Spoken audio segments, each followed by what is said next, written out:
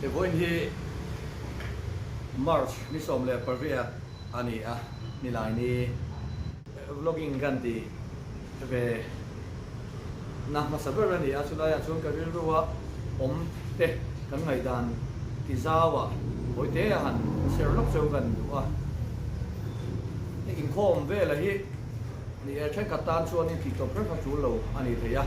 ema mi mal ngaihdan a po tia kun sa po lo inkhawm zel te chu a ro pui viau ni a hriat na te po kan nei a chu ti rual chuwa hen at na hi lokai paltai la mizo chu kan society kan thir chuan in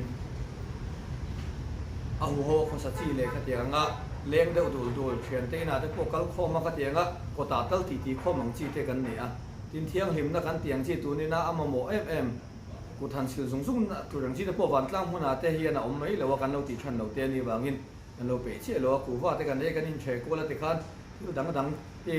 kan in ban pol na sabok sia fimkhur se na har ang neng khop maya inkhawm bi ki chu Pathian thu changa han en don chuan in chan phung tur om ve ve theina rin oma nên khát đi đàn anh cái không thể bán sản mấy lâu tiền chi thế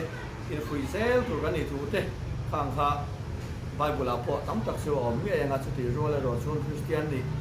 à và cái phim khur đầu tụi đi kha om big xuống lâu à mình tắm tắc chân chân tụi ra po tin anh soi tông cái society buổi khác về được mấy chú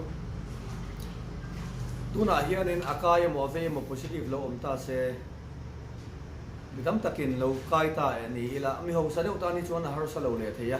thì pui khởi đầu po ni ila inen kol dan te om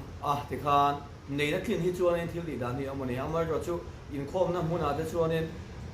atara zuren anau pang atangin ani a are theile a ho sa pro kan kal khoma chunga chuan engok pala khanin a kho sak har sa jok le ni tin ei chop zonga in lo tiang ten lo kai ta se thì pui khởi đầu po ni se la dam lo shum shum hi a lok lewa a boy tha ka amang an tha ka na tho theilo phei chuan in sumnar ran to pa inen kola tur sen so lo ngai le box ya chung te ni wang chuan in inkhawm a tha han tia mani na ka lau lo ti wanga inkhawm tura soi tu te po lo nor chiam kha inkhawm kan ti si chuan in a then khat inkhawm oba inkhawm nge du mi har sa sok te lo omin engtina mo van hoi thila te lo kai palta si sela kha ho en kol la de kha kan va pe thei don te ding ngot si lo chong kong le lama e ma ni lo lo wang kha nin mi chung ko kha harsatna kha kan va siam be thei ani ide kha garil ruwa chuan om dewa tin Pathian hian adu chu Mizoram poi min veng theya min tho khum tir theya tin kema mi mal poi min veng thei ti chu ka pomani tin ka taksa hi arong bolna ta na kammanga ni phot chuan tuna coronavirus veina hmuna po an mani chan puin Pathian rin chanin lu tila min ve nge yang ti po ba ring ani chuti ni chung lowa om hmuna keima chang ma ha ya Pathian kan de lom ama min veng do na lom tia ama ta na thok po ni chung si lowa keima engti nge niang sapo na rilru deuh le inti hoi sen na le inti dang lam du na te emo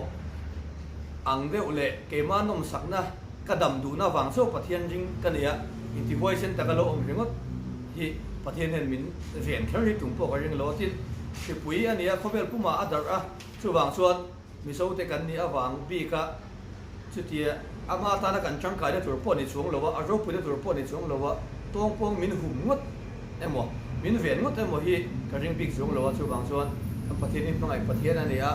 mi sual le mi tha te chunga po ang khat chang ani so tir thin ro sur tir thin ani wangin sa kho dang pe tu te nen po jing tu te po